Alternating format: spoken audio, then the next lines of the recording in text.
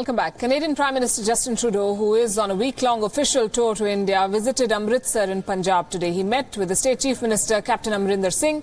On the agenda was the alleged sympathetic view of the Khalistan separatist movement in Canada.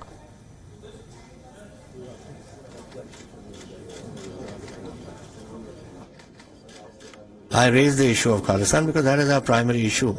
There is money coming from various countries, including Canada, to Punjab to create this ruckus, and the Prime Minister is aware of it, and he's told me that he's going to look into this, and they believe in a united India, and they will not allow anything to go which will come between us to create these problems. Soon after landing in Amritsar, Justin Trudeau and his family paid obeisance at the holiest of Sikh shrines, the Golden Temple. On Tuesday, he visited India's financial hub Mumbai and met business leaders and Bollywood celebrities. This is Mr. Trudeau's first state visit to India. He'll meet Prime Minister Narendra Modi on the 23rd of February for bilateral talks. His popularity at home may be on a steady downward curve, but the Canadian Prime Minister and his family are certainly laying on their brand of photogenic charm offensive thousands of kilometers away here in India. Senior foreign editor Padma Rao takes a look at the Trudeau's passage through India. Their clothes have been matched to the occasion, pale pastels for soothing contrast against the grandeur of India's monuments. Blinding yellow and orange for a visit to a temple as a somewhat gaudy homage to what Canada's media calls India's quote-unquote Hindu nationalist government. Startling bling for a meeting with Bollywood stars, and the most obvious of all, a patka on Monsieur Trudeau's head, a chunni on Madame's, ahead of visiting the Golden Temple in Amritsar. And it is indeed this leg of Prime Minister Justin Trudeau's week-long India trip that will have been watched the most. The Sikh community in Canada is the largest among all Indian Canadians. There are 500,000 Sikhs in Canada. But, and this is what India's reported cold shoulder to the visiting Prime Minister is all about, some Canadian Sikhs nurture an ambition to carve out a part of India for their own mythical country.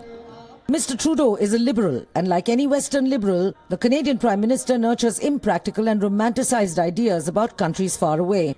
It's the old story that plays itself out across Europe too. Another country's terrorist is their freedom fighter and welcomed and given political asylum. But Mr. Trudeau was only a boy when terrible scenes played out in faraway India. First, the controversial Operation Blue Star, the military exercise to flush out terrorists from the Sikhs' holiest shrine, the Golden Temple. Then the terrible massacre of thousands of innocent Sikh men, women and children on the heels of the assassination of India's then Prime Minister, Indira Gandhi. Prime Minister Justin Trudeau was barely a teenager then, when Delhi was awash with blood. Ironically, instigated by India's Congress Party's own members, the only Indian party currently in the opposition that could, if at all, be likened to the brand of left-of-centre ideology espoused by Mr. Trudeau's Liberal Party in Canada. And then there's the small matter of the Sikhs in Prime Minister Trudeau's own cabinet. Punjab Chief Minister Amrinder Singh once refused to meet with Canada's Defence Minister, a Sikh, claiming that the latter was a vociferous supporter of Sikh separatism. Chief Minister Singh did meet with Prime Minister Trudeau in Amritsar, and here's what the Chief of the Punjab government had to say.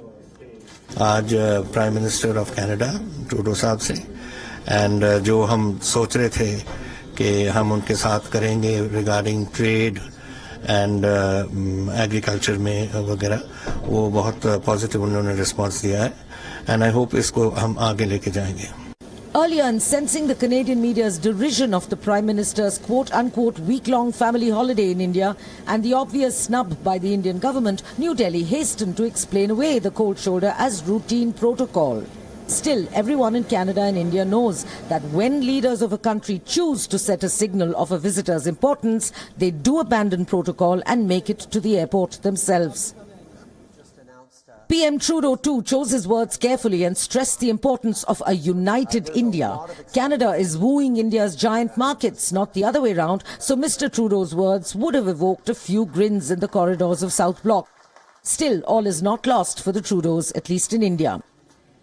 PM Trudeau's exaltation of a united India may have hardly made a major headline, but if there is one thing Bollywood-loving India loves, it's a beautiful united family.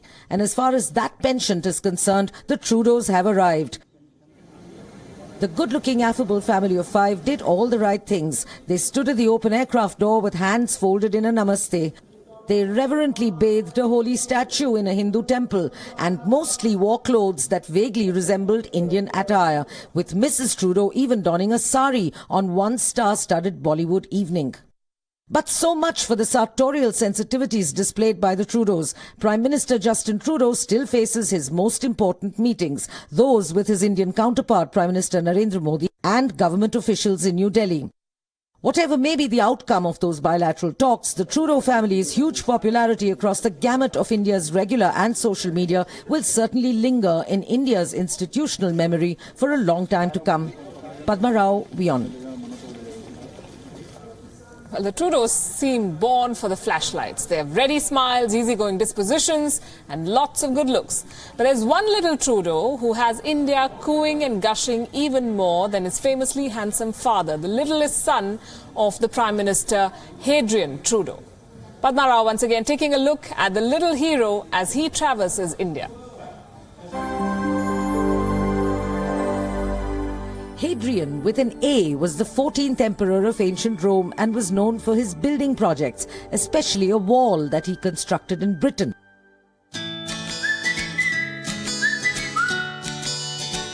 Hadrian, with an E, is all of 3 years old but is already helping his father, Canada's Prime Minister Justin Trudeau, mend many damaged fences between Canada and India. He stood at the top of the aircraft steps with his podgy little fingers folded in a namaste.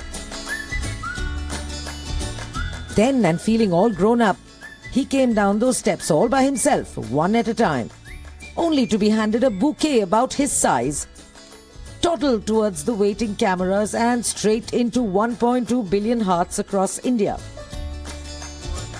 Hadrian gave an elephant a fruit bigger than his tiny palms.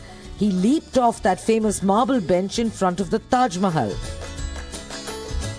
He skipped straight towards his dad to be lofted in the air and slayed it in his tiny kurta and pajama as he bounced through the Akshardham temple. Little Hadrian has for long been his father's secret weapon against aggressive journalists or combative opposition politicians. Bring the little fellow on and voila, there's always a meltdown of tough positions and a collective sigh of delight. Even as the Canadian Prime Minister heads to his most important rendezvous in India yet, that with Prime Minister Narendra Modi, he may want to take a bodyguard along, a pint-sized puppet who melts hearts wherever he goes. Padma Rao, WION.